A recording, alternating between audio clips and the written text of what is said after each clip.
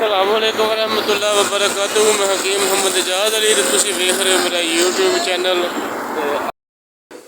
जी दोस्तों, इस टाइम असीं खड़े हैं बरका टाउन तो शादरा वाल नूं आइए ना, तो यह जिहड़ी है बस्ती इधर नज़र आ रही है।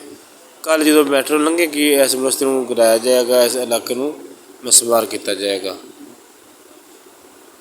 बरका टाउन तो शादरे वाल नूं आइए, शादरा मोड़ नूं ते इस वासी हस्पताल भी कहने उस साइड में आ रहे हैं। ठीक है, उस घर उठाया जाएगा तो ये तुहानूं फ्लाई ओवर का विजट भी कराने, क्योंकि फ्लाई ओवर का इफ्तिताह 15 मार्च नूं हो चुका है।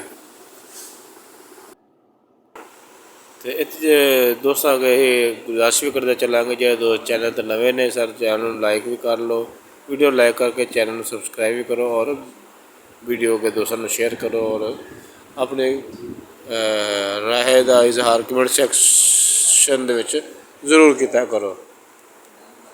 अल्लाह ताला तुहाडा और मेरा खात्मा इमानत करे। फ्लाई ओवर का काम कंप्लीट होने तो बाद यह जी मशीनरी है इन्हों जनाबे वाली लोड कर रहे हैं गड्डियां ते ये वखरे वखरे हिस्से किए गए हैं। यह मशीनरी जिहदे नाल फ्लाई ओवर के गार्डर जो रखे जाते सन, गार्डर लॉन्चिंग किए गए हैं इस मशीनों के नाल।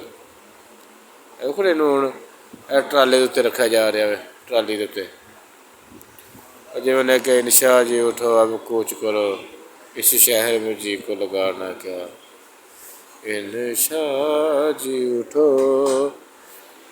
अब कुछ करो। फ्लाई ओवर तो तुहानूं दिखा रहा मैं शाम का टाइम है, गुरूब आफ्ताब का अज नवा रोज़ा है, यानी कल 10वां हो जाएगा। दोस्तों मामे कलोनी फ्लाई ओवर जोड़ा है फलोज वाले साइड तो बरका टाउन आने वास्ते जो व्यू है वो तुहानूं दिखाने दिल थाम लवो। फ्लाई ओवर का इफ्तिताह हो चुका अल्हम्दुलिल्लाह सुम्मा अल्हम्दुलिल्लाह। अहले इलाका वास्ते, अहले पाकिस्तान वास्ते, अवामुन नास वास्ते एक बड़ा अच्छा बड़ा ज़बरदस्त प्रोजेक्ट तैयार किया गया हुकूमत वालों फ्लाई ओवर की शक्ल च।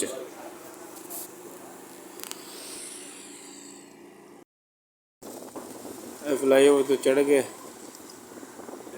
थोड़े सामने जनाब वाली सारा मंजर वेखते पे हो। फ्लाई ओवर का मंजर जनाब वेले सामने फ्लाई ओवर आ गया, गुरूब आफ्ताब का टाइम आ गया जनाब। इधरों इतने सानू इजाजत भी नाल दिओ। अल्लाह ताला तुहाडा मेरा खात्मा इमानत करे, आमीन। पाकिस्तान जिंदाबाद, ताजदार ख़त्म नबूवत जिंदाबाद। लब्बैक लब्बैक लब्बैक या रसूल अल्लाह सल्लल्लाहु अलैहि वसल्लम।